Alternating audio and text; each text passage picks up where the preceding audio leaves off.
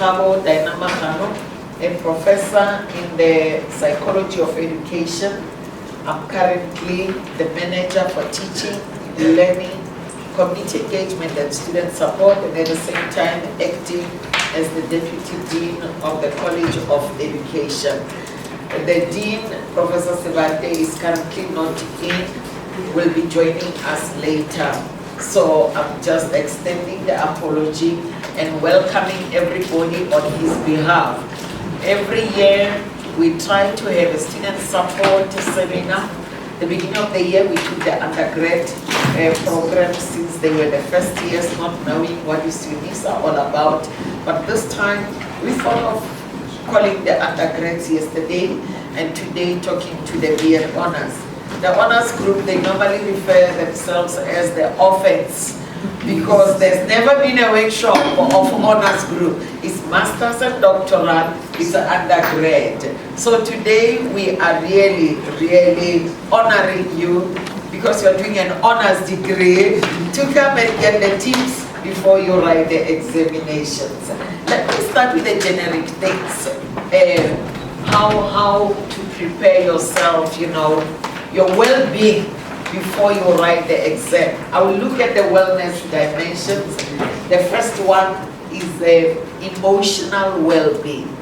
Prepare yourself emotionally that I am going to write this exam despite the challenges that I'm facing in my life. Because currently you may be going through some stuff. Maybe your husband is so hostile because you're studying with UNISA. He said, did I marry a wife or UNISA? Because time and again you are on your books, you are writing assignment. Those things affect you emotionally. So just get into the mode of despite what? This is about me. Switch off the issues of life and get into the mode of this is about me. This will benefit me. If my life partner can pass on, the certificate will open some doors for me. Number two, the physical well-being. Take care of yourself physically.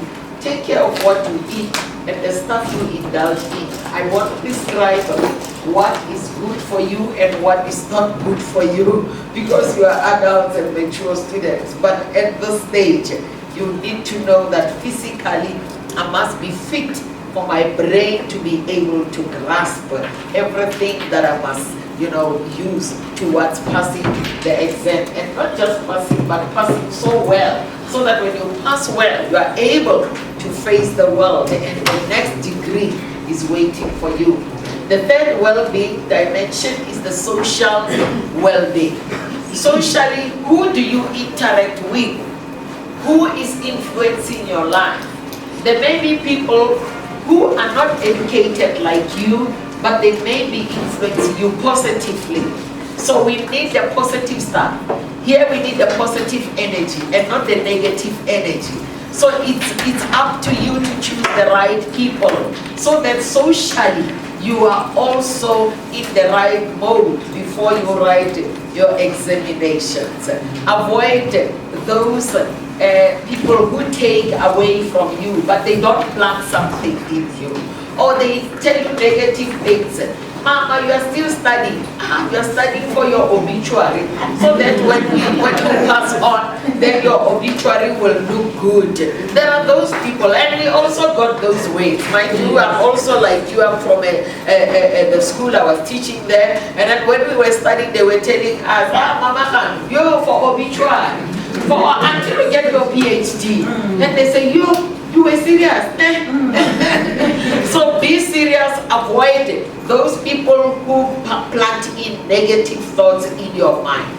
So those are the social aspects. And then as black, I see there are many of us here. Every weekend there's a funeral. Every weekend there's a wedding. But you can't be in every wedding and every funeral. Avoid those things. You're not an undertaker. Avoid those things. Just choose. This one is my mother. I'm going to bury. Father, sister, brother, or close sister-in-law. Not the cousin of cousin of cousin. No, you're not an undertaker. you want this degree. And when you get this degree, there are opportunities for better jobs.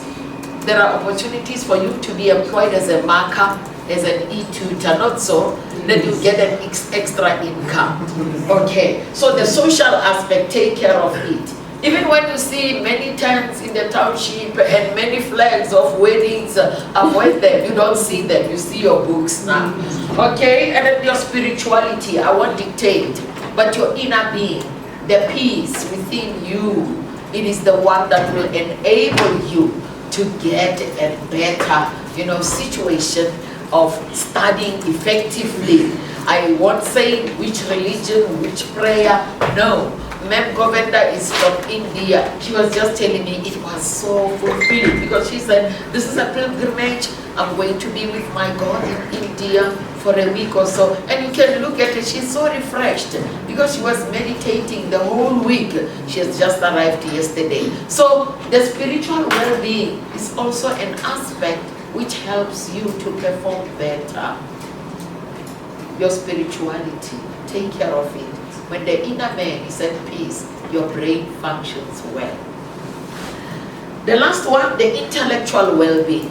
Your intellectual well-being, you know yourself, and by this time or age, you know that you are capable, you have the ability.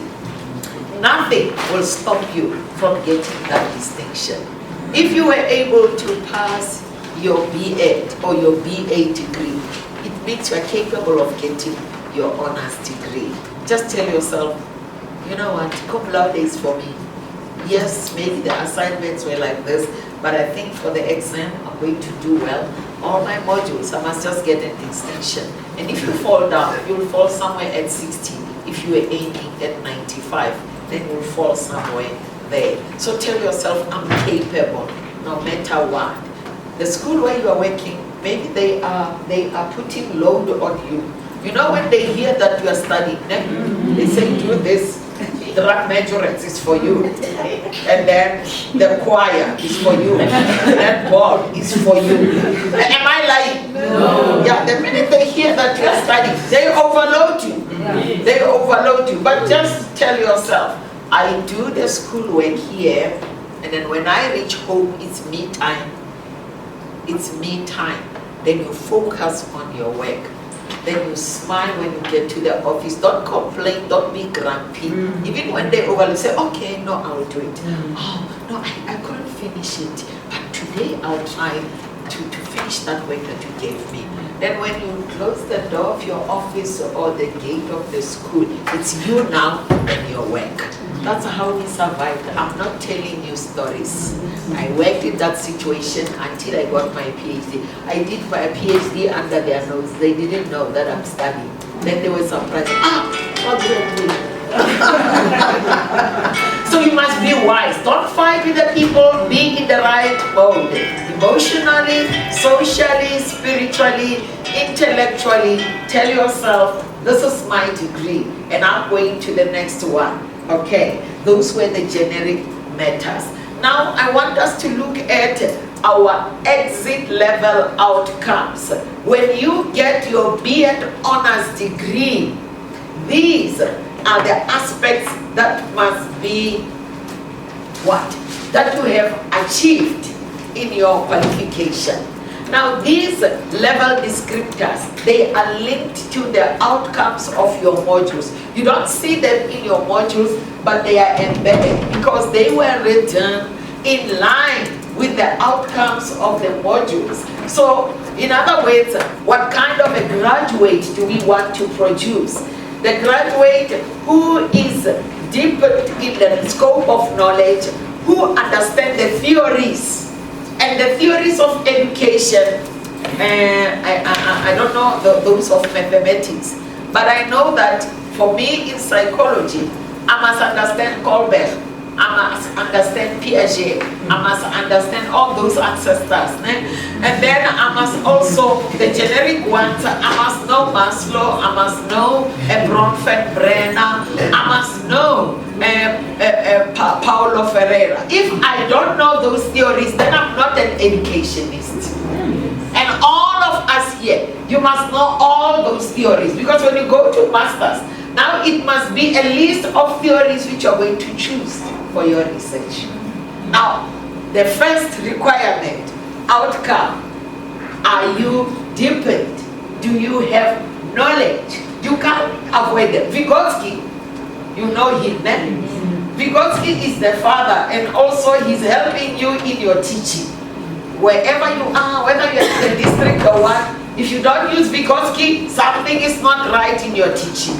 He's the father of how we teach, because he's the father of constructivism. So know your theories, deepen your knowledge in the theories. So all graduates across South Africa, because this is from Samoa, all graduates, if you meet this UCT student, he must be deepened in theories, and you must know the theories that the UCT student know, the UP, the UJ, because this is the NQF level 8. We test you with the knowledge of theories. Then number 2, the literacies, interrogate multiple sources of knowledge. Don't use the textbook only as an honor student, but an honor student must be able to use the textbook, the articles, download the articles, download the OERs, the Open Educational Resources. Don't rely only on the tutorial letter that you get, and then you don't get other sources. That is the level of your degree. It expects you to go deeper, to be a friend of a librarian. Number 3, method and procedure, and also processes, techniques in solving the problems. In other words, in your field, you must know what procedure am I using if I'm a specialist in mathematics. Okay. And then we are also going to look at the ethics and professional practice. And Professor Sherman is a psychologist, and in our field of psychology, there are ethics. When we work with children, what do we do? And also you, as a practitioner at this level, you should be knowing what is the ethical conduct of my profession. And after getting this degree, you should be clued up as an educationist, because now we are no longer calling you honor student. You are becoming an educationist, a specialist, you know. Yes. And then number 6, accessing, processing, and managing information. In respect with the learner, I was able to demonstrate the ability to critically review information gathering. So here you are no longer memorizing and say, yo, I know this thing, and then you regurgitate it. No. You must filter, criticize, and then say, Vygotsky is saying this. But I think in making sure that the learners do not learn in a passive way, this can be the way to go. And also contrast that with some of the indigenous practices. The indigenous practice, when you teach maths, you're not only going to use a circle ordinarily, but you come with a calabash to class. You are teaching mathematics, but you teach something familiar from the indigenous background. So that is something that we expect at an honors level. Don't just be glued to the textbook, but you can critically think out of the box. Then number 8, ability to present and communicate academic, professional, or occupational ideas and texts effectively to a range of audiences. For instance, when you have amassed the theory of Erik Erikson, can you apply that theory even in a stock fair? If you can't, then you didn't learn.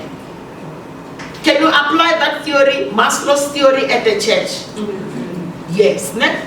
Because when you talk to mothers, when you talk to fathers, on Sunday school day, you say, the first level of Maslow's theory is the physical needs, shelter, clothing. Parents, do we provide our children with the right food? Then we are applying Maslow's theory in the real life context. Don't just say, UNISA expects us to memorize. Apply all these theories in life. Then you will see that I have learned, I have amassed knowledge. But if the theories cannot apply in real life, then it doesn't work.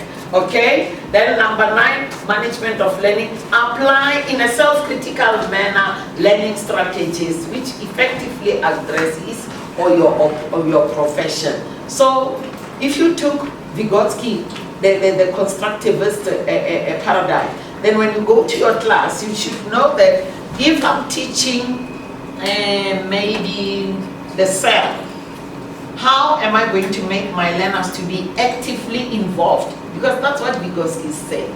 Then how am I going to link this with the knowledge that they know from their homes? And how am I going to make them realize that what I'm teaching them here, it is not just in vain, but it links to real life situation. When they dissect in biology, for instance, a rat, it's a mammal, and then you tell them mammals are like us, then they must know that, oh, this rat, it has a heart, it has what? It means it looks like me, although I'm a bigger human being, and then this thing is smaller. So it's Vygotsky. Let them all catch rats and then bring them to class. That's constructivism. They learn in an active way. So you are applying. It is not UNISA there and then your school teaching there. And then number 10, accountability, decision making, and the use of resources. Now, when you make use of resources of UNISA, the articles, the open educational, the videos, the YouTube, and the like, and you are accountable, you demonstrate the ability to take full responsibility of your work. Don't copy and plagiarize. When a student copies in an assignment and plagiarizes the whole paragraph, you are not accountable. And by the end of your degree, you haven't reached all the 10 attributes that are expected of every honor student across South Africa, because this is what someone expects. I thank you.